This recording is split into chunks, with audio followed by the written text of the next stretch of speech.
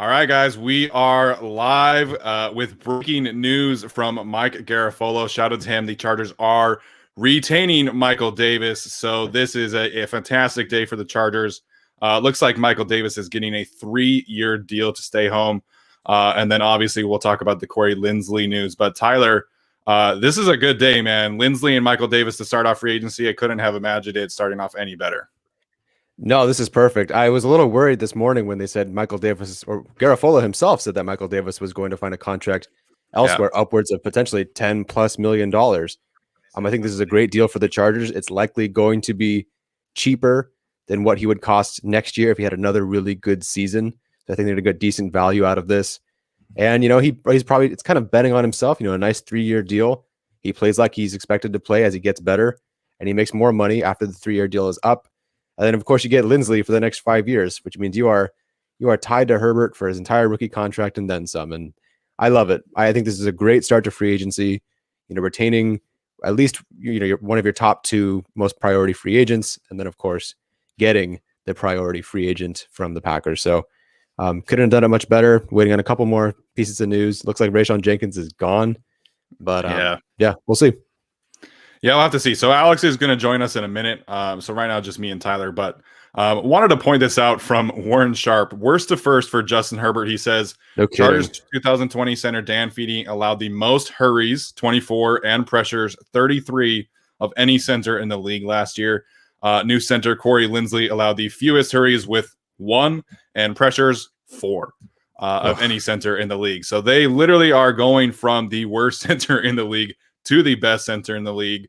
And Linsley has a ton of respect around the league and is widely viewed as, as the best center in the league. And I think this is fantastic news for the Chargers. 5 years, $62 million. And that's great because initially the deal was reported as a 4-year deal, $62 million. So 5 years kind of evens out the cap that much more and, makes it really good value for the Chargers. This was the number one target for all of us. And it was the biggest no-brainer of the season. I think Austin Ryder from the Chiefs would have been a fine, consolation prize, but getting Corey Linsley and getting Justin Herbert, the number 1 center in the league, was just the biggest no-brainer of the offseason so far. And it plays really well to the draft, in my opinion, because Landon Dickerson and Creed Humphrey are almost definitely going in the first round at this point. Creed Humphrey tested out of this world. Landon Dickerson, some are considering him a top 5 lineman in this draft at this point. And so they're not going to be there. And there's so many question marks with Trey Smith and Wyatt Davis.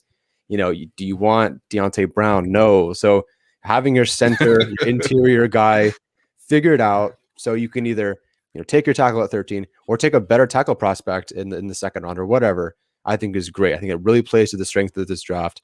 And like you said, going from worst to first. I mean, and then, PFF, granted, generally Chargers fans don't like them.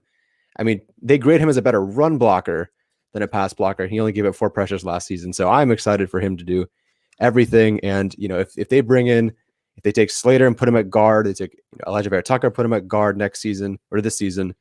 I mean, just having Linsley right next to you to learn from him. I mean, it's just, it's beautiful. It's just going to be a really great setup. Linsley's little bits of talent are going to sprinkle all throughout this offense. Herbert will always grow with him. It's fantastic. And if they can add, so this is their 1 free agent lineman. I needed at least 2 before I started to consider, a Javonte Williams or someone in the second round, and they've got 1, so they can keep adding from here. It could be a really fun draft. It could, man. And we'll have to see, you kind of tweeted this out last night that the Chargers maybe could be focusing on defense. And we'll have to see. But, right now, I think, getting Corey Linsley, it just made too much sense. And, you talk about the centers of the market or in terms of the draft, Landon Dickerson, Creed Humphrey, maybe you take a shot on Quinn Miners in the second round. But really, this made just too much sense. All right, we have Alex here now. So Alex is going to join us as well. Hey, Alex, how's it going, my man? Hey, folks. So we were just talking about the Corey Linsley trade. Tyler and I have kind of given our initial thoughts there. What was your reaction to the Corey Linsley, not trade, excuse me, the signing? What was your initial reaction to the signing? It's sort of, I mean, we all kind of predicted it, but the day was kind of going along and, people started getting antsy about Joe Thuney signing with the Chiefs. But once that meta report hit that it was the Cardinals, it was the Chargers, and there was one other team that was involved in that. But once it hit, I was just like, Telesco's got $50 million. He's, I really just don't feel like he's going to relent on getting the center, and he'll overpay if he has to. I don't really feel like he overpaid. I mean, the back end of that contract might get a little rough, but I think we all said he would get about 10, and he got 12.5 per. I really don't think that's too bad of a deal. Yeah, we'll have to wait and see exactly for the specifics. I know a bunch of people are asking how much cap space the Chargers have now. Right. We'll have to see, first and foremost, how this breaks down per year. I said this earlier, the Buccaneers paid a shit ton of money for Shaq Barrett, but they're only paying him $5 million this year. So, the yearly average is 12.5 right now, but that number could be anywhere from, $5 to $12 million, depending on how they worked it out. And so, the Michael Davis number has not come out yet either, but getting Davis back on a 3-year deal, Wait, they got Davis back? Yeah, you surprise. Didn't see that. So yeah. Yo. So Mike Garafolo took us for an emotional roller coaster ride concerning Mike Davis today, man. At first it was they're not bringing him back, expecting him to sign for $10 million plus per year elsewhere. We had sent that message in our group chat about the Niners being interested, but Michael Davis is returning. That's a huge deal for the Chargers and their secondary, especially because this gives them options, right? Because if you lose Davis and Hayward, you're probably having to take a corner in the first round, but keeping Davis around gives you options, gives you some flexibility in the draft. And it would have been a disaster, I think, to take a corner at 13 and not have those other two corners. And then if you don't address the offensive line, I mean, now they have, so maybe they could take their corner at 13, but it would have been an absolute disaster to walk in with what's his name? Harris and who's the other guy? Tavon Campbell. Yeah, that would have been awful.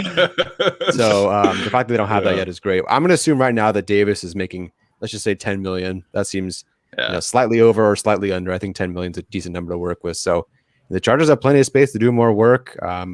Linval Joseph hasn't been cut yet, so I don't think that's changing. Maybe Chris Harris deal changes, but Brendan Faison. Is he still on the team? Is he a free agent? I think he's a free agent. I thought he was a restricted free agent. I don't know. Someone wrote Faison, so I blame Pandasaurus Rex.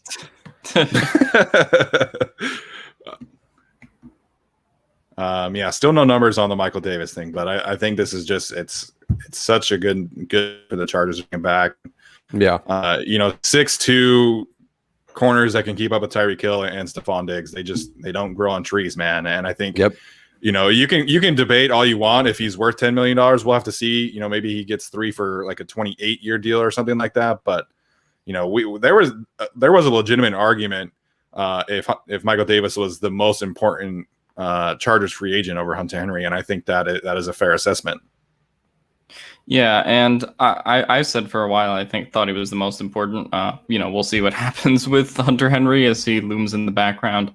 But to me, Michael Davis plays the more important position, and I think Michael Davis is just more important to this team, right? Like there's, like you said, there's no 6'2" corners that can run a 4.3 that grow on trees, and I think that was just true this time.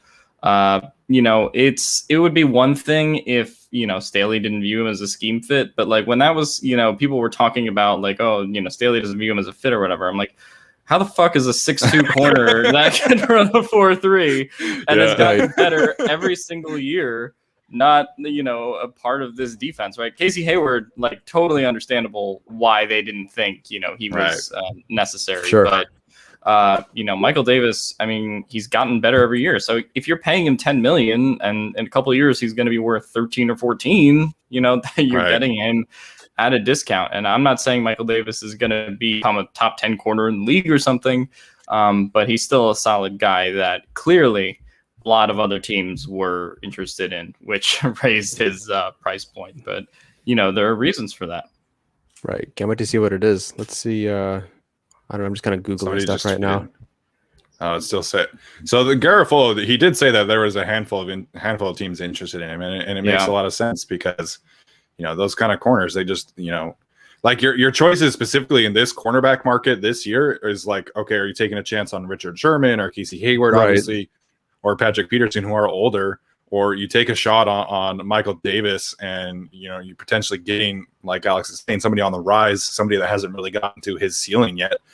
And I think that's a realistic possibility that we could see him continue to develop, especially with Brandon Staley, because I always felt like that he was more of a man cover corner than a zone corner, which is obviously what he was tasked to do in Gus Bradley's defense. But I'm really excited to see what Ronaldo Hill and Brandon Staley are able to, cook up for him. And especially because, we'll have to see what they do in terms of the pass rush, but we know they're going to blitz more. We know that the pressure rate is going to go up, and that obviously helps the corners and the secondary players as well. Yeah, and if the blitz rate goes up, right, that takes less pressure, or takes more pressure off of, Michael Davis and that group back there. So I'm just really excited that he was back. I got super nervous this morning. So did I. Sure. Yeah. Yeah. I mean, everyone was kind of nervous that like he's gonna have all this competition from people, but yeah, like if there's one free agent you absolutely had to lock down. I know some people will say it was Hunter Henry, but it just had to be Michael Davis with how important he is now, especially in the absence of Casey Hayward and, this rebuilding kind of defense that Staley wants to do. So average annual value, he'd be, if he's about 10 million, he's 1, 2, 3, 4, 5, 6, 7, 8, 9, 10, 11, 12, 13, like 14th highest paid corner in terms of average value. So a guy that can shut down Stephon Diggs and be paid about 14th at his position, not bad. Not bad at all. So obviously the other big thing that people were talking about is obviously John Johnson. I think that was always kind of a pipe dream, honestly. I just think that was kind of like a Brandon Staley connection. But if the choice was giving money to, Corey Linsley and Michael Davis, or John Johnson and somebody else, like a second tier center, then I think Corey Linsley is the better choice. And so we'll have to see what this means in terms of the safety position. I can't imagine that they're going to roll into the season with Derwin, Nasir Adderley, and Alohi Gilman only. It doesn't look like Rayshawn Jenkins is coming back. He has been responding to fans' Twitter. So that is exactly why you never respond to players, because they will clown you on social media. And Rayshawn Jenkins has been doing that all morning. It appears like he is on his way out. So do you guys think there's a potential safety move coming in free agency, or is that more of a draft need in your opinion? It might be. I mean, there's some interesting guys out there. I don't think, John Johnson was obviously sort of the cream of the crop in this group, but I don't think there's not like an obvious fit anymore where it's just like, oh, they could go get that guy and then that would kind of solve the issue. My thing with John Johnson, I know you guys were a little bit more positive on him, and I also like John Johnson a lot. I just feel like in this defense, Staley's kind of going to ask Derwin to be the John Johnson. And so to me, having both of them, I mean, if you really wanted to replace Nasir, I guess. But then is John Johnson free safety and Derwin strong? I mean, I guess that could work in theory, but I just feel like that's a lot of money to tie up into your safeties. Trey Boston's out there, and I mean, I know he's regressed recently, but like, I wouldn't mind having him back as kind of a depth piece. And he's kind of familiar with playing with some of these guys. I wouldn't mind having him back. There's there's a lot of, I know there were rumors with LaMarcus Joyner that didn't really make sense. I don't think they'll go after like a high priced guy, but I think they'll pursue someone who's like, decent depth, basically. Will Parks is a guy that I think is all right. But there's not really anyone that's an obvious fit. Frankly, I'd like to see Jaleel Adai back. I mean, Jaleel Adai was pretty good last year in some of his limited snaps. I would like to see him back for sure. How many dislikes? Somebody commented that they just signed Leonard Floyd. I haven't seen anything about that. Yeah, I haven't seen anything. User. Yeah, I haven't seen anything about Leonard Floyd. Okay, I just wanted to make sure. Let me search Floyd on Twitter. I just wanted to make sure. Yeah. No. Somebody responded to my tweet and said that Tom Telesco was just running on Pacific time. wait, Rappaport just spring forward. Rappaport tweeted about Joe Thuney. Okay, yeah. I got a little nervous when I see the Rappaport or Schefter tweeted something, and then it's just something they did on NFL Network. I know every Ian Rappaport tweet really sends me on edge. Yeah. So Arjun and a couple other people have mentioned Malik Hooker as a potential flyer, and I wanted Malik Hooker in the draft, man. I thought that would be, the perfect kind of safety to play, in that kind of role, and I still think that would be a good fit. Now he does have a lot of injuries, but I don't know if anybody else remembers this, but that one-handed interception he had in 2019 in the week 1 is like one of the best plays I've ever seen from a secondary player, man. It was insane. So I think that would make a lot of sense in terms of the fit on the defense. I just don't know if that would be like that's somebody that the Chargers would go after. I still think that, in terms of replacing the safety depth, they could probably just get it through the draft. Probably not in the first or second round, but there's some interesting safeties later on. Tyler just did a breakdown on Cameron Bynum. He's a guy that could play some safety, or Elijah Molden could play some safety for them. So they'll have options. Sorry, I'm currently locked in on Twitter. So. I know.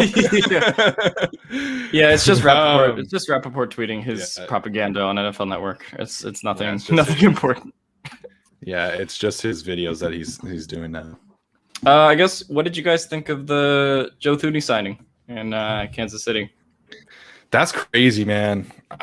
I figured that they would do something. I didn't think that they would set the market for Joe Thuney, or Thuney, however you say it.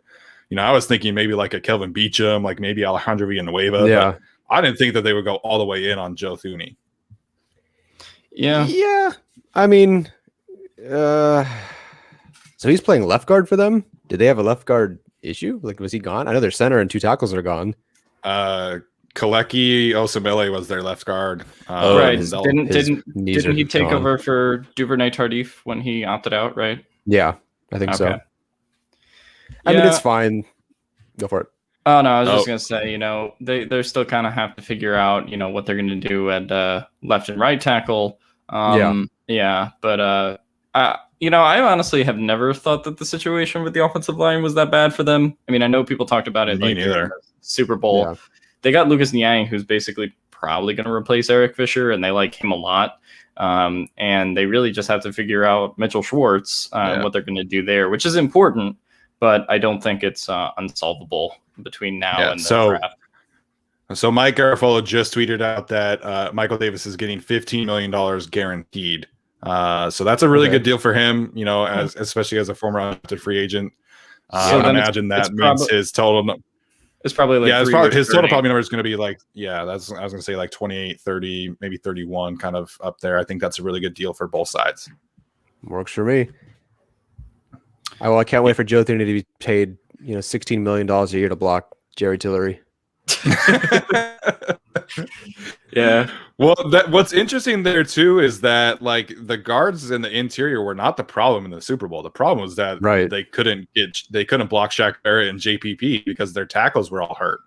And obviously Lucas Niang opted out, so that would have helped them. But I would have thought like if they were going to set the market, they would have gone in on Trent Williams, and they were reportedly interested in Trent Williams. So it's a little interesting that they decided to go with Joe Thuney instead of a tackle.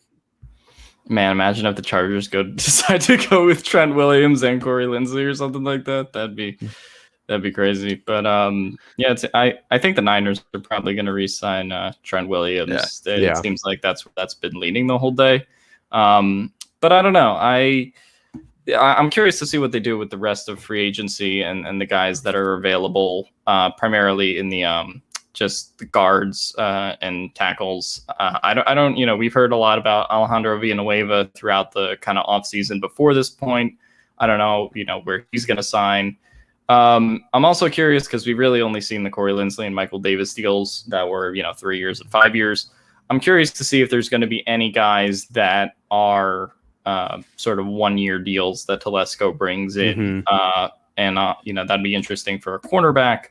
I don't know. You're going to see a lot of 1 year deals, I think, coming up after these mega signings kind of go down into Thursday, Friday, when you start seeing this sort of lesser guys get signed. then I think you're going to start to see Telesco and other GMs take advantage of one-year deals. So, I'm excited to see how it plays out. Somebody said that they don't want Trent Williams because he seems like a guy that would flop for the Chargers. There's a legitimate argument that he's the best left tackle in the sport. So I don't know if I want the Chargers paying, $22 million for him, but getting him on to the Chargers, like, that makes a lot of sense from a talent standpoint. So, I understand that, but Trent Williams is a legitimate top tier player in the NFL. When everyone keeps asking about the cap, I would just say what their number was minus 22.5 or so, give or take. But again, we don't know because, like you said, they just paid Shaq Barrett, 4.5 or whatever it was for this season. So who knows what this could be. Alex, did you die? What happened? No, I had to try. I realized I had my charger plugged into my computer, but the plug wasn't in the wall. So I was like, oh, I'm stupid. Charger let you down today. Yeah. So we'll have to see exactly what the cap number is. But if you're taking, Corey Linsley's 12.5 and Michael Davis's 10, Tyler's 22.5. So we'll have to wait for specifics. But right now, it looks like they'll have, Spot Track had them at 47, so which means that they would be, 23, 25. Yeah. Give or take. And then, I think Spot Track had them at 51, I think. So a little difference there, but they still have some space to do some other things. Go ahead, Alex. Yeah, I was just going to say, it also depends on like what the cap hits are, right? Because, Linsley's going to be on 12.5 or so per year, but Davis is going to be on 10. But if they're extended to these deals, some of that latter portion might not kick in until year 2, year 3. So I'm curious to see, we'll see it on Spot Track or over the cap at some point, what those deals actually break down to, especially this year in terms of seeing however many more free agents they can get. I wonder how this impacts Dan Feeney and Forrest Lamp, because I'm just curious how Telesco views them at this point, because sure, they started last year, but clearly they're not meant to be starters, not built to be starters. So, you have Questenberry, so it's not like you need a center. So it's basically just like a left guard battle between Lamp and Feeney. Although you could bring back Feeney because he's more durable and technically more versatile. Maybe they don't believe in Questenberry at all, but the Lamp would probably be cheaper and only require a 1-year deal. So I'm kind of curious how those go. Yeah, that well, I mean, I feel like they still are going to get another interior offensive lineman. That was like my main prediction was obviously right before right after we recorded, John Felicio signed back with the Bills. So, but there still is Denzel Good out there, Gabe Jackson, Matt Filer. I think the Chargers will be able to get one of those guys too. Matt Filer played left guard, Gabe Jackson played right guard, so they'll be able to get something, but it wouldn't surprise me. Jackson is a perfect, 1-year kind of player. Give him a 1-year, $10 million deal with some, that's heavily incentivized, and kind of see if he, hits the market again next year. So I think Dave Jackson would be, a perfect 1-year deal kind of player. So Jenkins is pretty much gone. He just said, "Trust me, I wanted to" on Twitter. Like he's pretty much gone. I mean, you kind of knew that, but yeah. Someone asked in the chat, would you guys go higher than what the Patriots gave Jonnu Smith for Hunter Henry? No. No, that's a no for me. Who did Rayshawn Jenkins say that to? Because someone just sent it to me. Was it a response? It was a response to a tweet. Thread. He said he was. I see it. Yeah, he said he liked Derwin James a lot, and then just said afterwards, I wish I could be back with him, but yeah, we'll have to see where he signs. But the Hunter Henry thing, like this is kind of why waiting was really risky for them, because he was the perceived top tight end, and I like Jonnu Smith a lot. I didn't think he was worth $50 million, man. I didn't think he was worth 12.5 a year. So, Hunter Henry, like he's gonna ask for more now, and that's the risk that you take with waiting on a guy like him, because he can go and say, "Hey, like Jonnu Smith got 50, like I better get 55 or whatever the case is." And I just don't think that doesn't make sense to me, man. I'm not paying Hunter Henry $13 million a year, especially not in this offense where you have Keenan Allen who's going to suck up targets. You have Mike Williams, Austin Eckler. If they add other people, obviously you have Jalen Guy and Tyron Johnson. Like that for me has always been the thing with the Hunter Henry extension is like, how high is it going? because he's not ever going to put up, tight end, like true elite numbers for the tight end position. Like he'll be very solid, very well rounded, and he's going to be an effective blocker. But is the money worth the production? And that's always been my biggest question mark there. Someone's asking about the restructures and why the Chargers haven't really done them yet. Any thoughts on that? Is it just because they don't actually need to at this point? I mean, there's not really a lot of guys to restructure, I think. I don't know. Like, they signed Brian Balaga last year. Like, Telesco doesn't really do many of those, from my understanding of him in the salary cap. I don't know. I mean, I guess they could, like, restructure Keenan and Bosa, but I think those deals are built to be, like, not really pushing money down the road or, like, converting it to signing bonus. It's kind of, I think, like, Keenan's for sure is, like, 22 or whatever it is, 20. It's all the same every year. So like that's just kind of what he's been doing. Yeah, I think Denzel Perryman is like the only player I can remember that he restructured, but that was I feel like more about like his injury and stuff like that. So I mean, it would be nice, like, I wrote it in my LAFB article, like, they could easily restructure some players, extend Mike Williams, and get to $60 million in cap space if they wanted to. Obviously that I think that could still happen. I think they have until Wednesday to do those kind of restructures, but I would have to double check that. I think if anything, you would see like an extension, like a Mike Williams extension, or maybe they extend Linval or Chris Harris by a year and knock down some cap hits. You're right. I think it would be stuff like that more than restructuring guys that are not making a whole lot of money, right? Like Denzel Perryman, okay, they restructured him. He was also on like a $6 million deal, right? So you didn't save too much by restructuring him, I guess. Yeah, the Patriots, man, this was really weird for them. Like this was so out of character for the Patriots because they've always been like a let people leave and get compensatory picks kind of team. And they're not going to get a comp pick for Joe Thuney because of how much they've spent today. So this is really out of character for them. It's kind of ridiculous. Matt Judon, I understand. Also, Jonnu Smith, just because they desperately needed a guy that could, come in and block and catch like he does. But the other ones, like Jalen Mills for $6 billion a year. I've watched Jalen Mills every game. And like there's like potential and he has versatility, but I'm not paying him, basically, starting caliber safety and corner money, and then the other one that really caught me off guard was Godcho, who they got, who I like, but I really don't know if I'd be spending that much. And I really didn't think their defensive line was too terrible, I guess, but I don't know. It's going to be interesting. It's definitely out of character. I've never seen Bill Belichick spend like this. Maybe he saw Brady get that trophy and was like, I got to break out Robert Kraft's checkbook. But someone said Bill got that stimmy. Bill did get that stimmy. That is hilarious. And Kraft got a stiffy.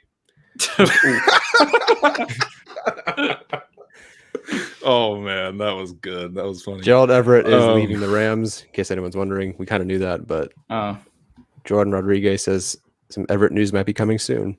So I don't expect that to go for the Chargers, but keep an eye on it. I mean, that would make a lot of sense, honestly. We talked about the kind of tight ends that this coaching staff has been around, and Gerald Everett obviously fits that kind of mold, and so he's going to be cheap. He's going to be significantly cheaper than Hunter Henry, Zach Ertz, probably even Kyle Rudolph. And you could argue like he's never really been given the chance to be the featured tight end. He's hasn't hit his athletic prime yet. So I'm not going to be super happy about it, but I think it makes a lot of sense. Yeah, I mean, it really just depends on how much money you're giving him and how much money Henry's asking for. Because now it seems like Henry's probably asking for more after the Jonnu Smith contract. I'm personally not willing to go. Can he ask for more? Like, I know he's probably a better tight end overall, but can he ask for more given his injury history and I mean, you can ask for whatever you want. Okay, sure. I mean, teams have been, getting free agents and overpaying for free agents for years. I I think that there's an offense that could say like, hey, we, like Jacksonville or something like that, where it's like, hey, we have a bunch of money and, we really don't have a lot of receivers or pass catching options. Will make you our premier one, right? And, just betting on, this guy will increase his value over the next few years, become a better tight end. And, suddenly he's in the top 5 conversation, and then that contract doesn't look bad. But yeah, I mean, other than that, I just don't know if a team's real, now that the Patriots are out of it, I just feel like that takes down the number of suitors. I know someone mentioned Cardinals with Hunter Henry, that would kind of be interesting if they wanted to go in that direction, because they haven't had a reliable tight end for a while. But I just, for me, like I said, if it's over 13 or 14, I just think there's too many weapons on this team, and I don't think Hunter Henry is going to be a big enough focus. We've been talking about, can you get away with paying Mike Williams 15 this year? Paying Hunter Henry 13 or 14 over a 3 or 4 year tenure when he's not going to be the focal point. I think that's where the debate really comes in. But how have the Jaguars not signed anybody? Well, they signed a punt returner or something like that. They signed, Jamal Agnew. Whatever. They also signed a linebacker. I don't know. Oh wait, they signed Roy Robertson Harris too. The yeah. They did. Okay. Yeah. All right. Yeah. So that might have been a potential Jay Rogers connection, I guess, if he would have came here. But with Linval Joseph, I just don't think it was super necessary. But I feel like the Jaguars should be getting more people. I guess I sort of expected the Jaguars to be the Patriots of today, where it was just like they were going to throw the dummy money around. Can't play for a racist. Oh, yikes. A guy who hired one. There we go. So I think the next domino to fall that is going to be really interesting for the Chargers is the edge rusher market, because obviously we saw Shaq Barrett get his money. But Carl Lawson is somebody that I think would be a fantastic fit for the Chargers. He's going to be expensive. But if you're trying to get like a true like 1A to Joey Bosa, or 1B to Joey Bosa's 1A, I think Lawson is probably that right now. And then obviously there's the Leonard Floyd connection, which the Rams apparently are still trying to re-sign him. That was reported this morning. But obviously I'm not going to be upset if they get Leonard Floyd. I think Leonard Floyd would be a really good signing for this team, opposite of Joey Bosa. Just would be a little interesting to see how that would affect, Uchenna Nwosu's future, obviously, as well. Well, talking about edge rushers, there was that report that I think Von Miller and the Broncos might be approaching kind of a end there, or mutual, parting of the ways.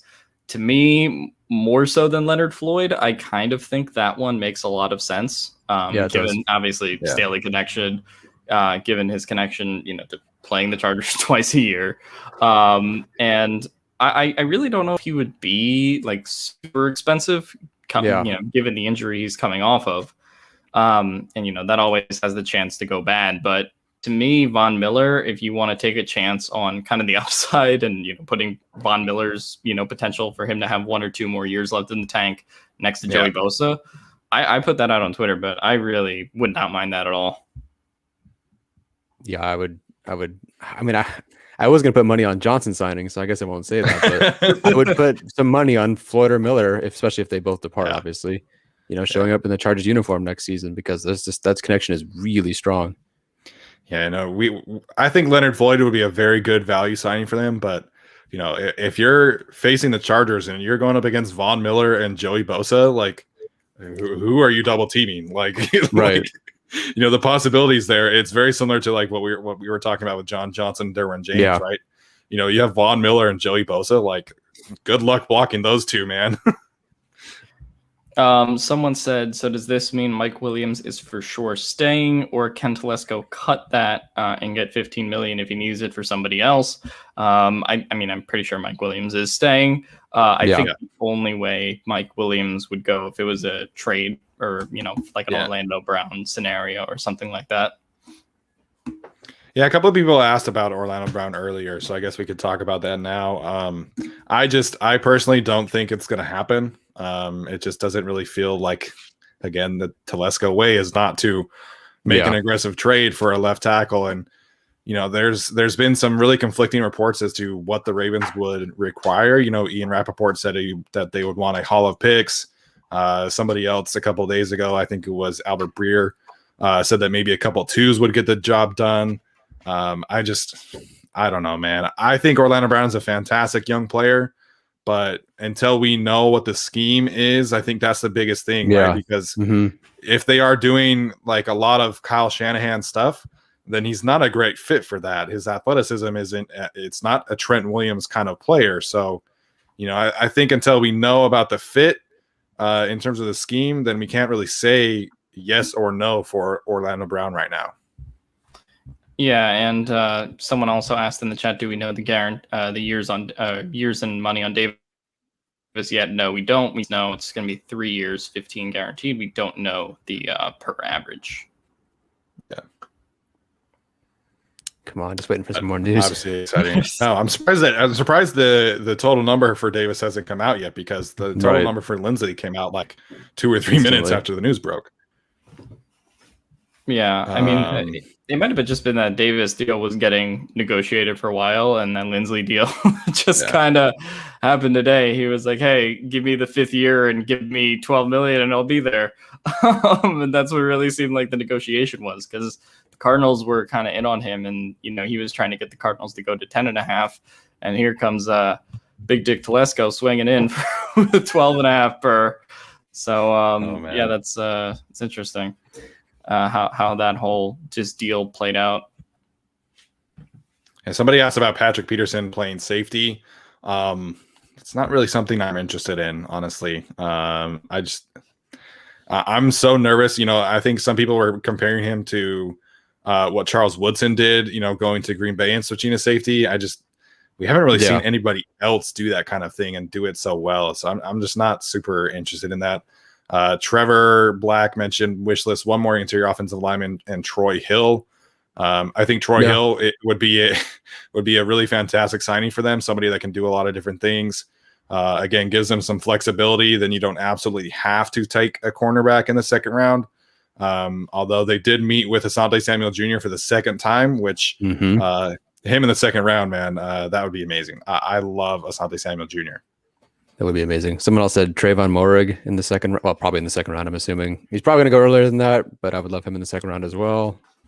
I just don't see them taking a safety that high. I mean, it would be interesting if they did, but it's like you have Derwin and you took Nasir Adderley in the second round a few years ago, right? Are you going to invest another, top 50 pick in that? I don't know. I probably would not take a safety that high. It would be interesting to see what they would do with it, because I like Moehrig and some of those guys a lot, but I just don't think you can pay that much draft capital, when I think really with safety, they're probably going to go out and get a vet or some kind of replacement to your player.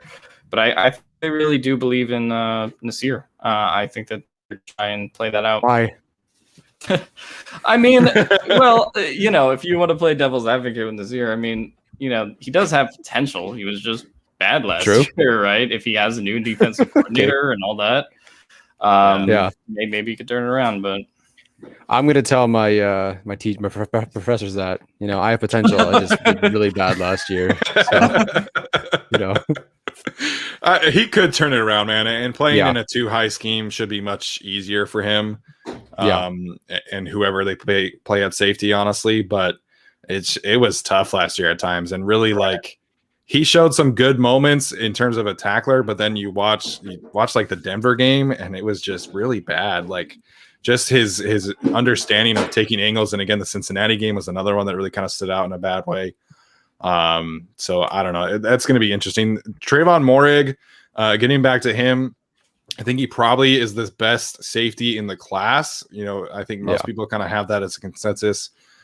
He's either first or second, depending on how people feel about Javon Holland or, Owusu Koromoa making a switch to safety. So it's going to be interesting. A lot of people are kind of down on the defensive class in general, which means, they're probably looking in the second round at some high-end defensive players. And so I think Trayvon Moehrig, if that's the pick, that's interesting. He can do a lot of different things too. And so you can switch him and Nasir Adderley back and forth between playing corner and safety. So I think it'd be interesting, but I just would rather see them invest that second round pick in either another offensive lineman or a cornerback, or obviously an edge rusher if they don't get an edge rusher in free agency.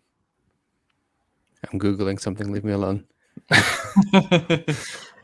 Thoughts on Troy Hill and how Michael Davis has affected his chances to become a Bolt? I don't really think they've affected his chances, I guess.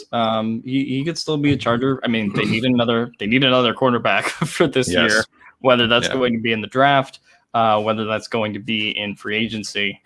I think they may go for sort of a 1 year type option or a 1 or 2 year type deal with some guy, while also drafting obviously a corner in the first 3 rounds. I think that might be where they're aiming. I don't think they're going to sign another corner to a big contract, but they may sign a 1 or 2 year deal to get someone kind of in circulation. I don't know. The Chargers social media page is amazing. They're so good at what they do. Yeah. Oh wow, the Raiders are going after Yannick Ngakoue. Well, wasn't he a trade option for them last year? I feel like they tried to go after him last year. They did try to go after him when he was still on the Jaguars, and then the Vikings got him, and then the Vikings traded him to the Ravens. Well, and we were assuming a lot of this week that Melvin Ingram was going to kind of wind up there. So if Yannick Ngakoue is there, I think that shuts the door on a potential Melvin Ingram destination. Ooh, I found it. Okay, so someone mentioned that Nasir Adderley was a good tackler. Hell, I'll give you a stat. He has the same tackling efficiency as Jonathan Abram. So not quite sure that holds up. Oof. I'm sorry. I've been Googling that for a while. Yeah, not good. Oh man. Which guilty as charged host would be the most sought after free agent after this year? Well, if you need more diversity in your workplace, you can always hire me. You had to go there. Well, yes. Yeah. Yes. I got to stand out somehow. I'm kind of small. I fit into good compartments. I'm good for thieving, stuff like that. There you go. There you go. Melvin Ingram, that's an interesting one. We haven't really talked enough about him coming back to the Chargers. I assume that he's going somewhere else, but I think that's an interesting, again, he'd be a really good, 1 year deal kind of candidate. I just don't know if I would do that for the Chargers. Yeah, I would just like to mention in terms of who's a valuable free agent after this year, like Michael Davis, I am 6'2", 200, just in a totally different way than he is. Oh man, that Asian love. That's right. Oh man. Thanks, Craig. Nas tackle on Joe Burrow that's so funny. That was not good. I mean, Yannick Ngakoue to the Raiders, I think that's actually a good move for them. He's a really great pass rusher, and I think he was just one of those guys that no matter what was always kind of going to get a big deal regardless of the pandemic and all that. So I don't know if it's exactly what they need on defense because you still got to get a corner and you still got to fix the whole secondary. I mean, they got to fix the whole defense because they fired their defensive coordinator and they hired Gus Bradley. I'm not sure if he's the guy that you want to lead that defensive rebuild, but Yannick Ngakoue is a step of many steps in the right direction, at least. But he's going to get triple teamed. Yeah, well, I mean, that's what happens when you have Max Crosby or Cleveland Farrell opposite you. So that's just kind of. I just can't wait to hear Gus Bradley compare Jonathan Abram to Cam Chancellor in the next couple of weeks. I had Cam Chancellor and Derwin James, and I just really think that, Abrams, Someone said Roy Robertson to the Jags. Would you have paid 3 years, $24 million? Probably not. I think that's a little pricey for my taste for Robertson Harris. I think he's a fine player, but he's a little bit of a tweener too, so you kind of have to figure out a way to either get him out on the edge sometimes, get him on the interior. So I wouldn't have paid that much, but the Jaguars had the space to do it. They had the need. They had, really kind of, I guess they checked a lot of boxes for him. Jason Ballier just tweeted it took many years for the Raiders to accept the failure of the Khalil Mack trade. And yeah, they did just kind of admit it. Mm-hmm. Yeah. I mean, obviously, I've been following some Raiders reporters, and they've just been, everybody that they signed with the money that they traded away for Khalil Mack, they're off the team. And everybody that they drafted with those draft picks, they're not good. So, that's the thing with the Raiders right now. It's like, and we talked about this in the offseason, like, what is the plan for the Raiders? Like, that was our biggest thing. And we talked about it with one of the writers for Fansided, and it's, they don't know. No one knows what the plan is for him. Now they're going to throw a ton of money at Yannick Ngakoue, and it's probably going to be better than what they had in Cleveland Farrell and Max Crosby. But, you just released 3 interior offensive linemen and traded Trent Brown. Like, what's your plan? Lose. I totally forgot that Gus Bradley was the Jags coach, and he's reuniting with Ngakoue in that way. I totally forgot about that. That is funny. Raiders spent 3 firsts on Cleveland Farrell, Josh Jacobs, and Abrams. Yeah, man. Yeah. Pass rusher, like, I think Farrell was probably like if I would have gone back and evaluated him, I probably would have had like a 2nd round grade on him. Like, he plays hard and he plays the run well. Sure. They took him at 4th overall, and I think he had like 12 pressures last year. It was bad. Someone just said, seriously, Del Rio Raiders were the only relevant Raiders of the past decade. You're damn right. Relevant Raiders. Texans signing Terrence Brooks to a 1-year deal. I don't know who that is. I honestly, I'm surprised that anybody wants to go play for the Texans right now. Honestly, but that's they've been making moves. Yeah, they got Mark Ingram. Oh my gosh, right. The Raiders are placing a 2nd round tender on their kicker, Daniel Carlson. That's a lot of money for a kicker, man. Well, I guess we should also say that the Rams placed that 1st round tender on Darius Williams, so that dream is dead in the water. That would have been nice, but it's all good.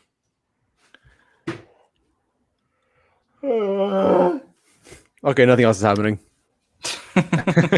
Yeah, I can't imagine that we see much news today. It just seems like the Chargers wait for Carlson is actually pretty good. Yeah, Carlson is a good kicker. That just that's a lot of money for a kicker. Is all I'm saying. So I think the Chargers are probably going to wait for the edge market to be set. With Carl Lawson, we'll have to see what worked out there, and obviously with Leonard Floyd. But I don't know if there's going to be anything else today, and it's already 3:00 on the West Coast, so we'll have to see. Yeah, I mean, we'll have to see what happens. I think the next target for them, other than potentially getting Hunter Henry re-signed, is probably going to be the outside linebacker, just to get another pass rusher. I think that'll be Leonard Floyd. I'm curious to see what's going to happen with Von Miller, like I said, because that's all still in the air as to what happens there. But it's going to be interesting. They still have money left to spend. Like they have $12 million probably in Linsley and 10 in Michael Davis, and by extending Michael Davis, they kind of still open up a little bit of cap room that way. It's not quite as bad as if it's still good for the cap, I think. Ultimately to keep him. So I don't know what they're gonna do, but I think they'll have a couple more moves that should be interesting. Yeah. Someone mentioned the Patriots are going after Curtis Samuel. Apparently that was so they're going all out for Cam Newton and whoever else is going to be the quarterback this year. Just trade him. Yeah. So Linsley was a good starting point. Someone says now I feel like we don't have to chase too much in free agency, focus on depth pieces. Yes, exactly. A couple other people asked about if the plan still is left tackle at 13. Yes, absolutely. Yeah. Like, we kind of had this conversation. I think I would understand it if they took a cornerback at 13. But the Chargers shouldn't look at Corey Linsley and some depth pieces, like maybe they get a Kelvin Beachum or a Gabe Jackson to be like, okay, like we're good. No, they still need to beef up the offensive line. Like they were the worst unit in the league last year, so they still have to beef this up in the draft. Be proactive, like we have said all offseason, and get some high quality pieces out there. They've only drafted 1 first-round lineman and 1 second-round lineman in Tom Telesco's tenure. That is just not good enough, and that has to change this year. Yeah, and I mean it's going to be more important to get an offensive line now that it's not instead of Max Crosby and Clelin Ferrell, it's Yannick Ngakoue. I mean, I think Michael Peterson just tweeted that, but it'll. I mean, I think it's just going to be important to have it in the AFC West in general. The AFC is filled with great pass rushers that can create problems, as we saw this year with the offensive line. I'll be curious to see which one of the Tevi Feeney Lamp group they bring back, because I do think they'll probably have a plan to bring 1 or 2 of those guys back on kind of a depth deal. I don't know which ones they'll decide to take, but it's probably going to depend on the other holes they fill out in free agency first. And I'm curious to see when we get a Villanueva announcement, whatever team that is. Yeah, true. At this point, I just want to see what their plan for.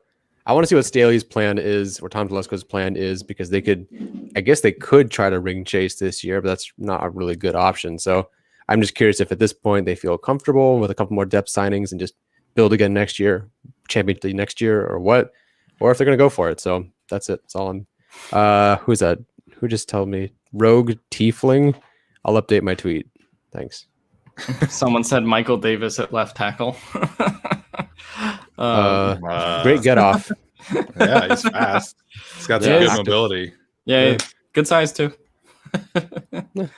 Someone asked about Pat Freiermuth. Jesus. That's the thing with Pat, is like you probably have to spend a 2nd-round pick to get him, and it's the same thing with Brevin Jordan. So yeah, I'm interested in the Chargers drafting a tight end, but I think you're probably looking at a 3rd-round selection or a 4th-round selection.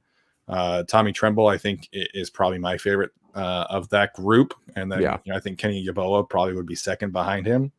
I just don't think that they can really afford that luxury of taking a tight end in the 2nd round, when even if they get an edge rusher in free agency, get a Troy Hill, you still need to be proactive in those kind of situations. Again, you probably have to add another offensive lineman. So taking a 2nd-round tight end just really isn't something that I think is smart team building for them. All right. And so did we pretty much get Linsley for a similar cap hit that Turner was? Yeah, which is why it was really stupid to keep Turner on the team. Yeah. All those restructuring were dumb. Yep. Apparently the Bengals are into the Trey Hendrickson conversation, which means Carl Lawson is probably going elsewhere. Yeah, I think it's going to be interesting to see what happens with the defensive end market in general, because like we were talking about the Raiders as a suitor for Melvin Ingram. So if Melvin Ingram's market really starts to close, does that open up a potential 1-year deal for him, where he can get a 1-year deal and then play himself into the free agent market next year?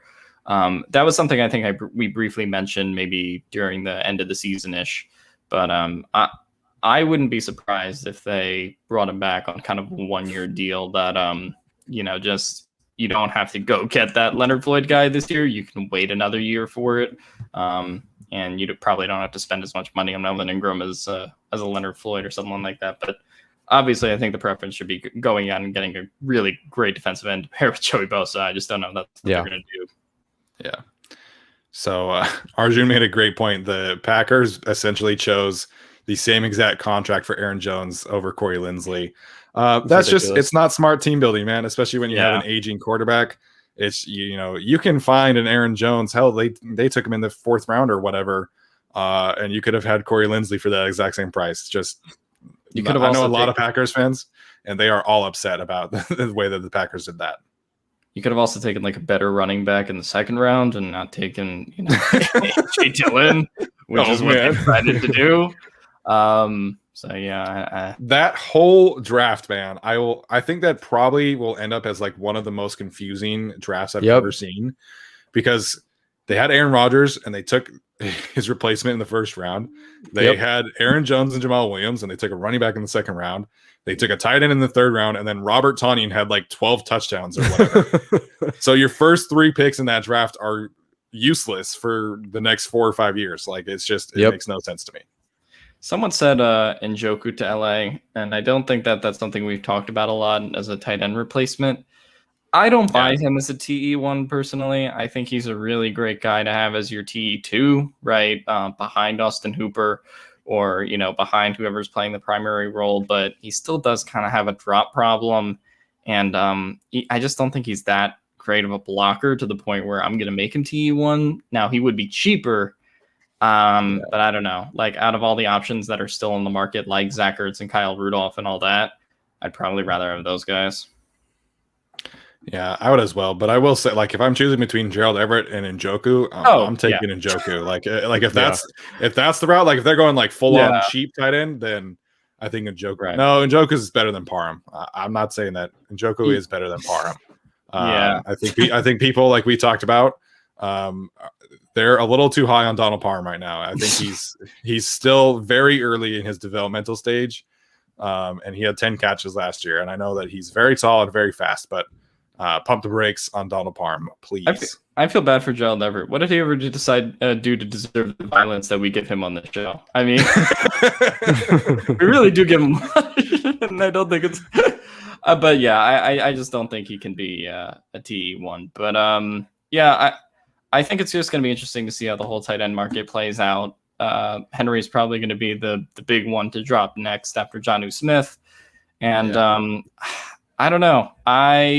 I just really hope that they have a bar for Henry, and this has kind of been reported as like Telesco's not going to go over a certain amount. But I just and maybe the Linsley and the Davis signings make it clear that they're probably not going to overpay for Hunter Henry, or they may not have they do have the means to overpay if they want him. I just think it would be an unwise thing when you have cheaper options to pay all that for Hunter Henry. I have my own breaking news. My grandpa just made it out of surgery. So there we go. Yay. That's fantastic, man. That is great news to hear. Yeah, I'll take that over Johnson for sure. Absolutely. All right. Well, we'll have to see. Someone said the Broncos haven't done anything yet. They signed Shelby Harris, so it seems like the Broncos are in kind of wait and see mode.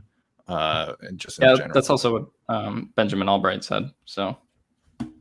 Yeah. someone said how to be Alex. Say I'm really excited to see how the position here market shakes out. Yeah, I mean, I repeat myself.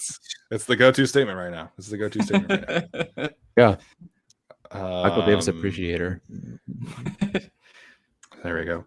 Worst possible pick at 13. Okay, this will be the last question, and then we'll kind of wrap it up. Worst possible pick at 13. I think that's an interesting conversation. Let's see. Mac I think Jones. For me, I think he meant of like the realistic options. Najee Harris.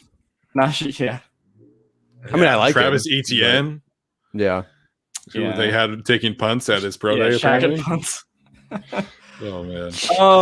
I don't know if there's really like a terrible option. I mean, I know we don't really want them to go wide receiver. We've kind of said that, but then again, there's a lot of people who want them to go with Devonta Smith or Jalen Waddle, whatever guy is there. I think the only like bad pick that I could really see is like if they really overdraft someone. And the only people that like I could see that is like, if you take Gregory Rousseau, like I do think that would be an overdraft, but then that helps you at least fill out the spot next to or opposite Bosa. I'm not super into Micah Parsons. I know some people are, but I don't think it's going linebacker, back-to-back years in the first round really makes a lot of sense. I don't think there's a lot of picks where I go, oh, this is terrible. It would just be like, oh, this didn't really fill what they need to do. And, in that sense, it would be terrible. But, there's not like a doomsday pick, but there is just like, hey, you invested a lot in this position when you could have gone after the offensive line or you should have gone after cornerback. There's not really a player in that range that I personally hate. It's just a matter for me, like they go offensive line or do they give Hunter or they give Justin Herbert a weapon? I personally would not take a receiver, but I guess I would understand that thought process. And then obviously cornerback is a big need. Edge rushers is a big need if they don't get one. All right, last little thing here. Josina Anderson just said, I also hear that the Rams talks with Leonard Floyd are, quote, going well so far. So that could take another edge rusher off the market. And, that would mean that the Chargers probably are focusing on the draft for an edge rusher. Yep. Yeah, I mean, the thing with the Rams was always that this week that Leonard Floyd was going better than their negotiations with John Johnson. So I think there's definitely a chance that they retain him, and he would probably be their last big signing. I just saw Craig's comment about the running back. Yeah, same Craig, man. Same. Especially at 13. All right, you guys. So thank you so much for tuning in. We'll do this again whenever the Chargers are able to break some news. Obviously, they do that tonight. Probably not, but we'll have to wait and see, what they do the rest of the week. Thank you for tuning in. And if you missed our prediction show, obviously a lot of that has been covered. But it is available as well. And then Tyler put up some mock draft video, I believe, with the cornerback news, as well as a breakdown on Cameron Bynum, right? Yep. All right, you guys. Thanks so much. And we'll have to see what pans out from here. But been a good day for the Chargers for sure. Yep. So far. Bye, guys. See you.